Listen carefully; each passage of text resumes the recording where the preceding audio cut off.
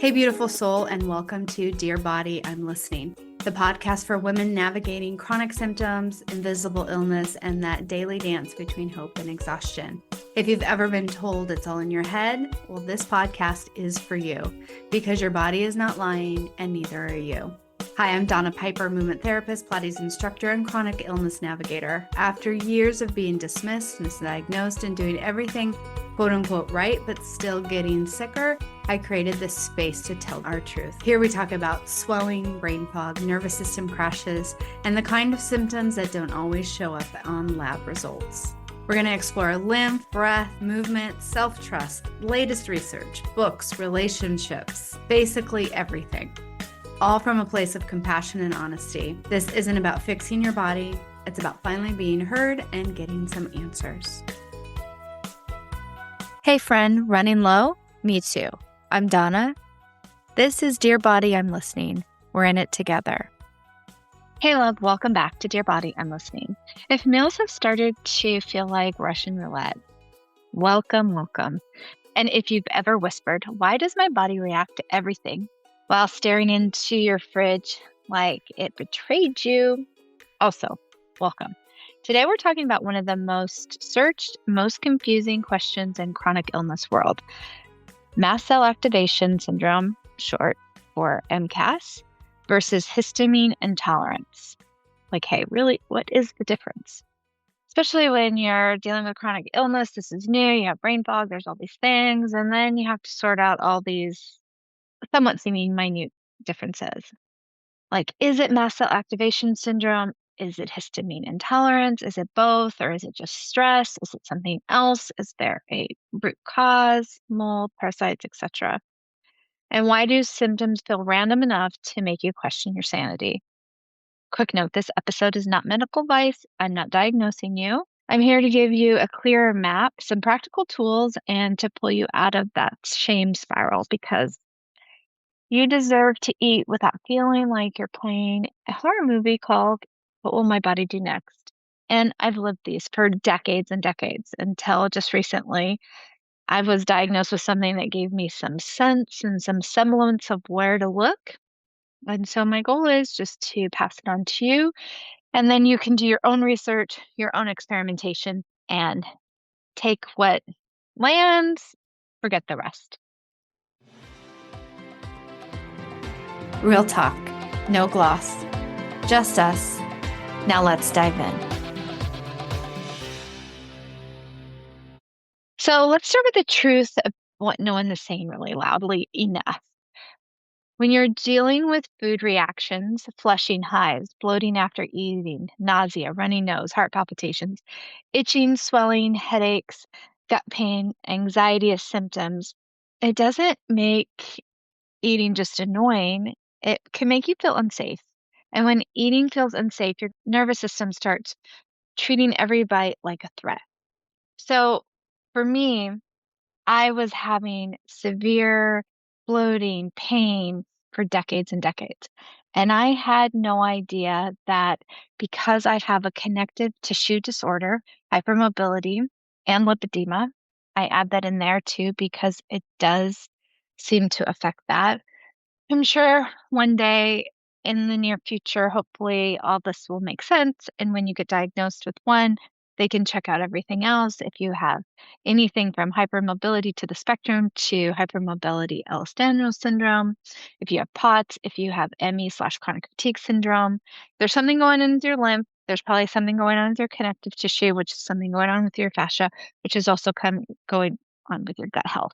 Right. So my root cause, which I searched and oh my God, exhausted every parasite cleanse, every heavy metal thing, which I don't have heavy metals, blah, blah, blah. I've researched it all, went through hormone root, with the thyroid root, with all of these different things. And really what it came down is I have a connective tissue issue. I don't behave normally. My body doesn't respond normatively to how my motility is, et cetera, et cetera. So I never knew, like, was it the food? Is it in my environment? Is it my cycle? Was it stress? Was it the heat? Was it that I didn't sleep well? Is it because I had a migraine? Was it that I existed near a scented candle? And then when people hit you with the classic greatest hits, just stop eating that. Have you tried relaxing? Have you tried meditation? Yeah, Brenda, I've tried meditation. I did it for most of my adult life. And I was doing it while I was still having these symptoms, and these symptoms were getting worse. There's also like, is it oxalates? Is it this? Is it that? Like, so many things like that. No, this is anti-inflammatory, but that if you have these conditions, then it doesn't respond well. Oh, you're aging. No one talks about how when estrogen drops, you get aches and pains, and these things all seem to mimic one another. We really need to just have a women's health sort of whole other paradigm. And then if you have the subcategory is all chronic illnesses with this, so we could get better treated. We can get what we need way, way, way before it turns into something like what I had, which is debilitating ME, chronic fatigue syndrome for several years until I kind of found like it was breadcrumbs. I would take a really long time, I'd find something, and then it'd take a really long time and I found something else. So finally, these loosely connected dots and this path I was following brought me to have some resemblance of, I don't know if it's remission or if it's just more manageable symptoms, but whatever it is, it's way better than what I've had. So, not all these symptoms are always present, like itchiness, fatigue. And I didn't realize I had a majority of the symptoms, like runny nose, heart palpitations, shortness of breath, et cetera, with foods I was eating until I looked at, and this is very extreme. So, just look at it and do what you want. I'm not advising you to do it, but the Swiss Institute has a histamine intolerance guide.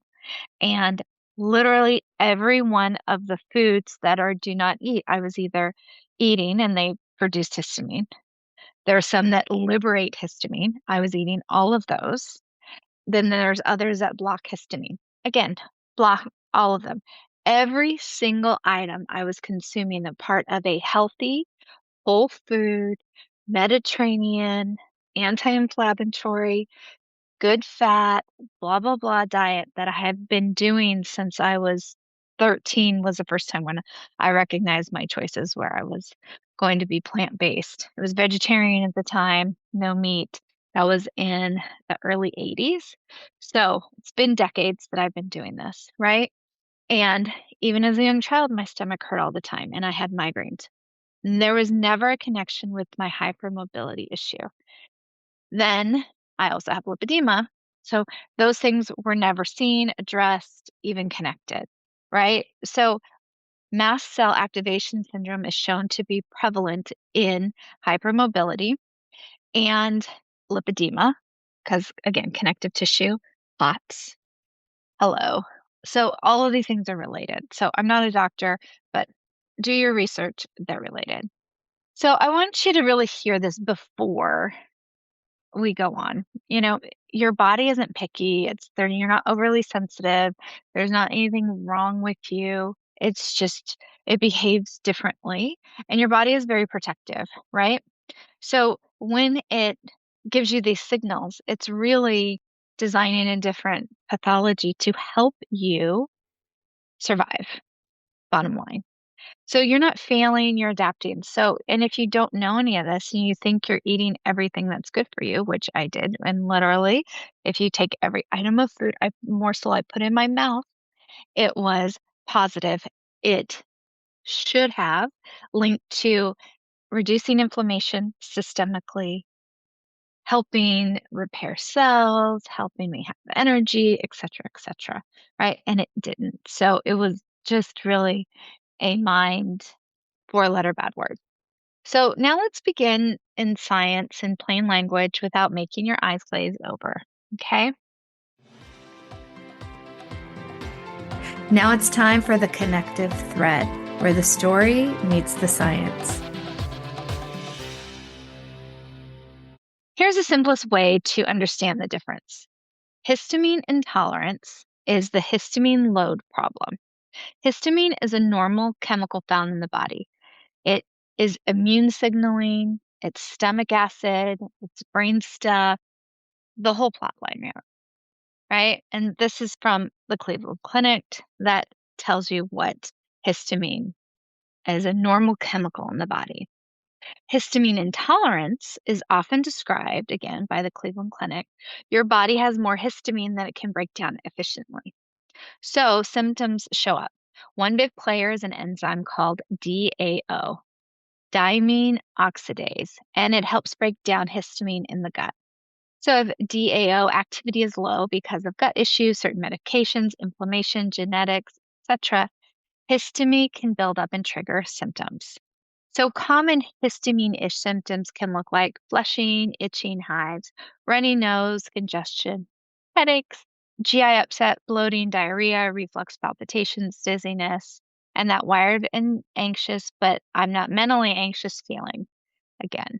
The Cleveland Clinic is very clear. Histamine intolerance isn't an allergy, even though it can look like one. So that sounds like MCAS too, right? So let's talk about that. So MCAS is mast cell activation syndrome. So the mast cells in this they're just popping off. That's the problem. Mast cell activation is more like your mast cells are overactive and releasing a whole cocktail of mediators. Histamine is one, but not the only one. And this is from the JACI in practice. And that's why MCAS can feel bigger, weirder, more multi-symptom, more unpredictable. You could have skin stuff, not always, and it could be related to something that happened 72 hours before. Gut stuff, respiratory stuff, cardiovascular stuff, nervous system stuff. Sometimes it's food, sometimes it's fragrance, sometimes it's temperature, sometimes it's emotion, and sometimes, it's just your Tuesday. This podcast is supported by MIDI Health. Are you in midlife, feeling dismissed, unheard, or just plain tired of the old healthcare system? You're not alone. For too long, women's serious midlife health issues have been trivialized, ignored, and met with a just deal with it attitude. Many of us have been made to feel ashamed or forgotten. In fact, even today, 75% of women seeking care for menopause and perimenopause issues are left entirely untreated. But here's the powerful truth. It's time for a change. It's time for MIDI. MIDI is not just a healthcare provider. It's a women's telehealth clinic, founded and supported by world-class leaders in women's health. What sets MIDI apart? We are the only women's telehealth brand covered by major insurance companies, making high-quality expert care accessible and affordable. Our clinicians provide one-on-one, face-to-face consultations where they truly listen to your unique needs. We offer a full range of holistic, data-driven solutions, from hormonal therapies and weight loss protocols to lifestyle coaching and preventative health guidance. This isn't one-size-fits-all care. This is care uniquely tailored for you. At MIDI, you will join our patients who feel seen, heard, and prioritized. You will find that our mission is clear: to help all women thrive in midlife, giving them access to the health care they deserve. Because we believe midlife isn't the middle at all. It is the beginning of your second act. Ready to feel your best and write your second act script? Visit joinmidi.com today to book your personalized insurance-covered virtual visit. That's joinmidi.com. MIDI, the care women deserve. So it could be that you have exercised or not exercised. Yeah, that's fun. Could be that you've gotten a treatment for your conditions and your body is now flooded with some of these things as a detox reaction, but with the mast cell, they being as a foreign invader. So they're helping, right? Your mast cells you're just like in milliseconds, they can be activated to help anything that comes in to your body that seems as a threat. But it's really hard, especially if you're already in the deep darkness of the chronic illness phase. And it's hard to kind of have you remember like 2 minutes ago, let alone what you do 72 hours ago that could be giving you this reaction. And clinically, MCAS is often discussed using criteria that include typical symptoms, often affecting multiple systems, lab evidence of mast cell activation. A classic marker is a significant rise in tryptase during the flare, often described as in the 20% plus 2 formula. However, you would have to get your blood drawn during a flare. So it's not very accurate right now what we have, because you could have all these symptoms. You go into a blood draw, relatively chill, and it doesn't show up. And maybe your provider doesn't really know what to look for or how to look at all this. So blood tests don't always work, right? Same with if you have chronic inflammation, etc. Anything, and even with your hormones, depending on where you go get your blood drawn and how you feel and what there is, they may or may not register. So blood work is great, but it's not always accurate. So even if your blood work, it doesn't show up, it doesn't mean that you can explore further or talk to your provider or whoever is helping you out. An improvement with medications that block mast cell mediators or mast cell activation. So that is one thing. So if you do get better by having an H1, H2 blocker, there's other peptides like KPV, there's chromium, there's all these other different things that typically you have to have a provider to have access to the provider in order to get.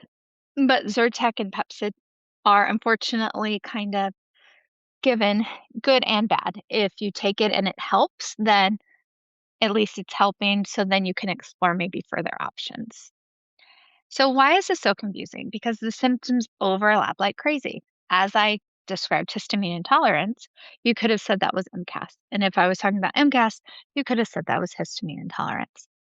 Because you have histamine issues, right?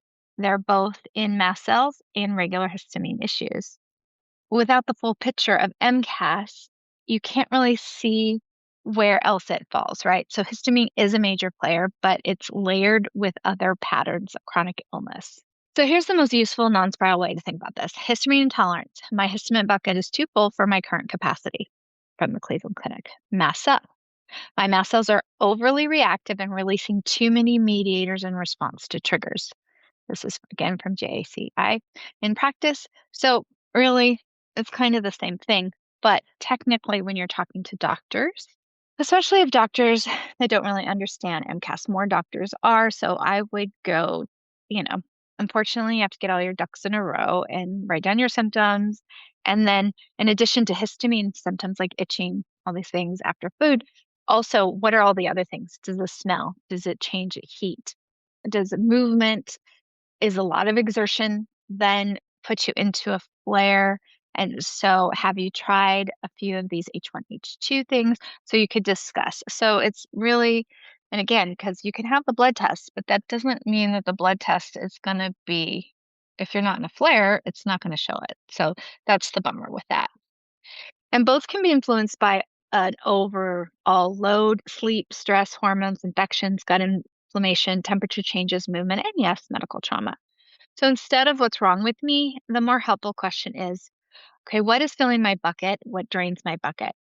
Now let me make this ridiculously practical if I can. So this is the not crazy toolkit I've kind of used for myself. First, there's 3 trigger buckets. So you could stop blaming food for everything, or like you don't know what to eat or you don't want to eat. I know the more I had all these reactions, the less I wanted to eat. I also have lipedema, which makes most women report when they have it, they don't really have an appetite. So even though you have a lot of bulk and volume on your body, that doesn't mean that you're overeating. And that's typically the case.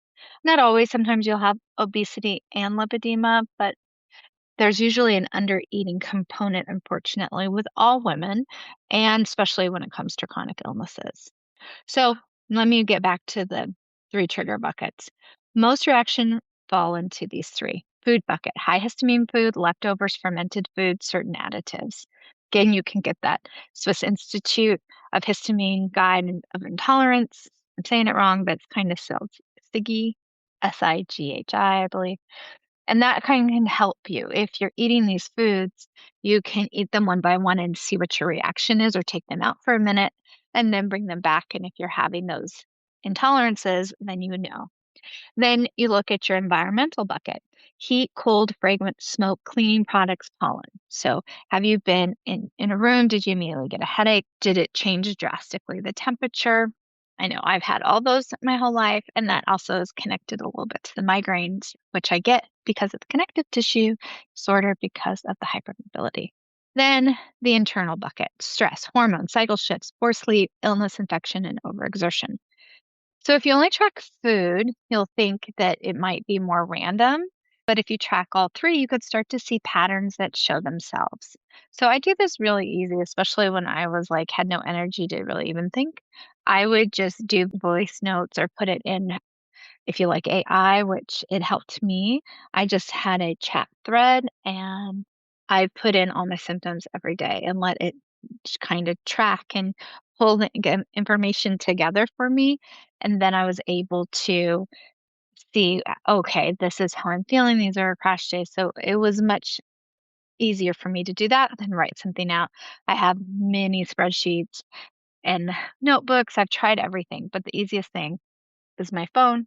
Talk it in to how I'm feeling, what I'm doing, and then let the computer do its magic without having to make a spreadsheet or go into a spreadsheet. So let's go into number 2, the leftovers rule. Okay, freshness matters. So I always had an aversion to leftovers before I even know I had this. So just think of the things that you have an aversion to and see, like, if you don't like a certain type of fruit or certain type of food or whatever, even it's supposed to be healthy or gut health or, all the things. See if that is something that maybe your body is just naturally warning you off because it knows. We have a lot of intuition going on with this, even if we try to override it or try to figure it out. But sometimes just having aversion to something might give you some clues. So, back to the leftovers rule. A lot of people notice reactions aren't just what they ate, but how old it was. Histamine can accumulate in foods as they are stored, especially certain proteins.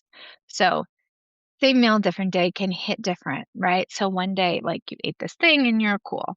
Have it in the fridge the next few days. You eat it again and it's not frozen, but it's just in the fridge.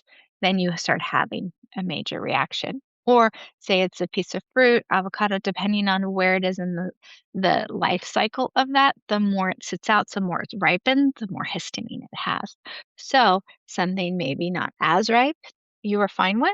And then maybe if something's really, really ripe, then you have an issue with. So just check how much histamine is in the food. And again, unfortunately, that changes. All of this is kind of like, I don't know, a moving target. And you just have to kind of educate yourself on these are like the main principles and see how they really look in your life. So back to the histamine. That's one reason why low histamine approaches office emphasize freshness. And this is from the PMC. So let's go into a practical move. If leftovers are a trigger for you, experiment with smaller batches or freeze in portions quickly, or buying food that is frozen. So a lot of times, other than going to like the farmer's market and getting food, it probably will save you money and maybe some flares if you find frozen vegetables, frozen meat, frozen whatever. Usually they're processed and frozen right away, so their histamine or the age of them is much shorter. So then you could just pop it into an air fryer. I've learned not to defrost my meats or anything, just use the air fryer.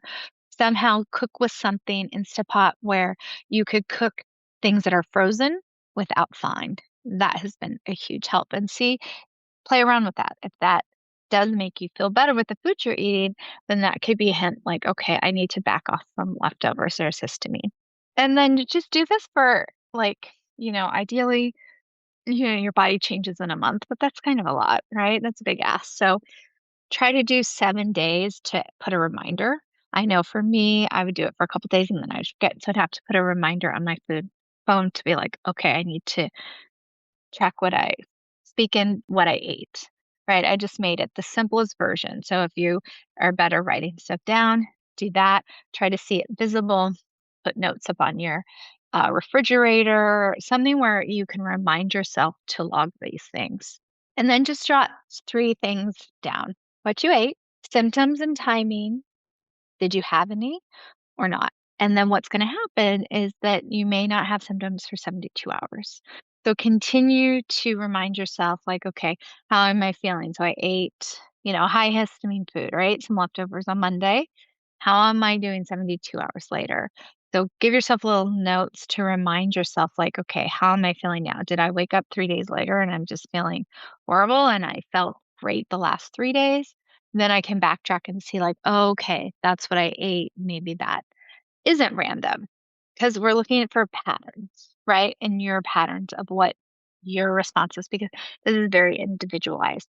What I respond to and what you respond to are going to be different. And it's going to be different in each cycle. As you heal, there'll be less. There might be some backsliding, or as this is, you have a lower histamine load, but you haven't inundated your body with decades and decades of the same foods that have created all this high histamine in your body. Just say, hey, dude, I'm done, right? So you might be on a different spectrum, or if you've abstained and really stopped histamine stuff and you've been on some medications, then when you reintroduce, then you have a clearer pattern because that'll be a lot clearer, like right away. I know when I've reintroduced things, like within minutes, I'll get a runny nose. I'm like, oh, okay.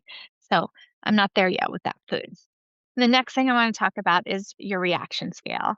So knowing to get help, like if you've seen like this is a lot of the foods you have are giving you a lot of reactions, seek out someone that has a specialty in MCAS or some knowledge. And then that way you could get more knowledge and bring it to your doctor or whoever you need to in order to find the medications and find the program for you. And this is not to scare you, it's just to ground you, right? So you wanna look at how if it's mild, then you can do it for yourself. It might just be like a runny nose or an itch or a mild GI upset. Okay, moderate, you might get more hives, there might be swelling, there might be some wheezing or some dizziness. Again, if there's something anaphylactic, of course you wanna to contact your provider and just tell them what is more, moderate. So, like any sort of histamine intolerance, so people that are allergic to like peanuts, etc., that's more emergency where you have trouble breathing, throat tightness, fainting, severe swelling. Always go to emergency care if you have any of that. Like, don't muscle any of these things out. If you have some actual major allergies, so peanuts, I think strawberries, shellfish are kind of common ones, but who knows? You can have something else. Because again, you never want to tough girl your way out of these reactions, right? This is about finding, digging out information for yourself. So it's really looking at how you respond, not anyone else on the internet, not your doctor, not how you should, but how you actually respond. And then when you present this to your doctor and find out some more information, you can try this wording. I'm having recurrent trigger-driven symptoms that affect multiple systems. My skin, GI, respiratory, or cardiovascular, and you could put them out. And this is from GACI in practice. That's their wording. And they do this for a living. Sometimes you just have to know the magic words to say to your doctors in a way that makes sense to them as they do your deferential diagnosis. And then you can also say, I'd like to discuss histamine tolerance versus mast cell activation and what testing or referral makes sense. And that's a side note from the Cleveland Clinic, how they like to educate people on how to figure out with their doctors what's the best approach. And then you say, I've tracked my patterns with food, heat, fragrance, hormones, and stress. Here you go. Short, specific. So it's harder to dismiss if you come in and you say, this is what I've noticed, and these are how I'm doing, other than I have brain fog. I bloat every time. Like if you go to the right doctor or practitioner, then you might get to say all these general things and they'll see this cluster of brain fog, swelling, migraines, GI bloating, like an unknown source of what's going on. You eat well, but this isn't what you're eating and how you're feeling isn't matching up. Then they might be able to be like, oh yeah, you have this. Let's dive into this. But if you go to your regular GP and they've never even considered mast cell activation to be a thing or histamine intolerance, unless you have an allergy to something and it's like, yes, you're allergic, then this is a really great way to come in with just some facts, and then they can't dismiss any of your facts. Mythbuster. Less hype, more help. Myth 1. If I'm reacting, I did something wrong. Nope. A reaction is not a moral failure, it's information. Your body is just responding to something, and right now it's giving you signals that it doesn't want that or it needs some extra help. Myth number 2, which is a big one. It's all in my head. Again, nope. Your nervous system can amplify symptoms, sure, but histamine and mast cell mediators are real chemistry. And this is from the Cleveland Clinic. So if anyone says, oh, I think you're making it up, or it's too much, or oh, you're just overly sensitive, go, no, histamine and mast cell mediators are real chemistry. They have real implications in the body, they have real jobs in your body. And when those jobs are overworking, they're a little too much, they're overreactive, and you're having symptoms and you're not feeling good, then their job is they're doing it too well. So you need some sort of intervention. And myth 3, if it's not consistent, it can't be real. Again, no. Inconsistency is common because you have that 72 hours, your body changes. So it can't be like, it's a harder to kind of pinpoint for one, but it's your baseline load changes. So over time, so over a week, over a month, when you see these patterns, what you can tolerate on a calm day might not be tolerated on a poor sleep, stress hormone, or heat day. And that's from the PMD information. And I'll leave all these research links below so you can look at them more in depth. But you want to look like it's consistently inconsistent. And that's one way to look at it. If you're always kind of heading cycling through these symptoms, and it could be annoying for you, a little bit of data gathering, but it's going to be so beneficial for you and your doctor. And the last myth, myth 4, I should be able to figure this out perfectly. Like, why haven't I been able to find the right combination? And again, love, even specialists struggles with this. They throw H1, H2 inhibitors at it typically, and then see how you do. They throw different guidelines. So they give you some help and some support, obviously, but it's really let's experiment. So just know that when you go for help, you may not get the help instantly, but you are going to get some breadcrumbs if your providers are interested in helping you with histamine or MCAS sort of instability to make it stable. Feel good flow time, micro moves, macro reliefs. Let's breathe together. So if food has started to feel scary, here's a 20-second pre-meal downshift. No woo performance required. Just put one hand on your chest, relax your jaw, let your tongue rest. Inhale gently through your nose. Exhale a little longer, like you're fogging up a mirror slowly. And again, make sure you have a longer exhale than your inhale. And now say to yourself with each inhale and exhale, right now, I am safe. Right now, I'm allowed to go slow.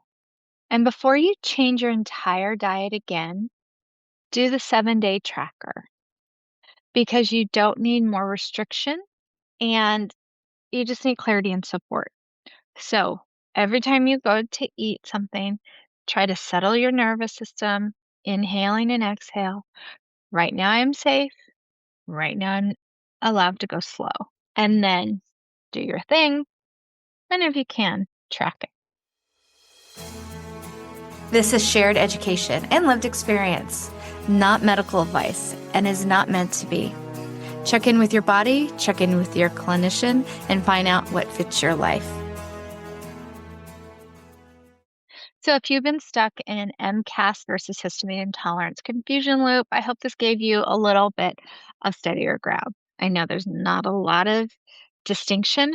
However, one is histamine is just really, there's too much histamine. You're having an allergy, too much histamine, right? That's where antihistamines, etc. come in. MCAS is more multi-systems. So not just food or something with histamine, not just like pollen, but many different areas can trigger flares and reactions. And remember, as always, there is absolutely nothing wrong with you. You've just been living in a body that's been misunderstood. Science they don't have all the research to go to or the training to be like, oh, you're a woman, you have this cluster of things. Okay, let's check out if we could do a differential diagnosis. They don't have that for us yet. I'm hoping, my prayer for everyone is in the future they will, and in the near future they will. But if this episode has helped you, maybe send it to a friend who keeps saying, I racked everything. I don't understand why I look 6 months pregnant at the end of the day. I've tried all these different things people said. And so maybe you can share that with them or share what you've learned. And then, as always, thank you for listening. And I appreciate you being here. If you have any questions, please let me know, and have a great week. You've been listening to Dear Body, I'm Listening. Now it's time to remember to be gentle with your capacity, meet yourself where you are, and if this has helped, send it to a friend who also needs a soft reminder and a gentle place to land. If this episode made you feel even more seen, brought you clarity, or reminded you that you're not alone, please take a moment to rate, review, and send it to someone who needs that same reminder. You can find more tools, blog posts, and support over at donnapiper.com. And hey, don't forget to subscribe so you never miss an episode. Got a question for me? Every month I do a listener coaching episode, and I'd love to hear from you. Send your questions, stories, or flare-up confessions to donna@donnapiper.com. And you just might hear your answer on the show. Until next time, dear body, I'm listening, and I am so glad that you are here.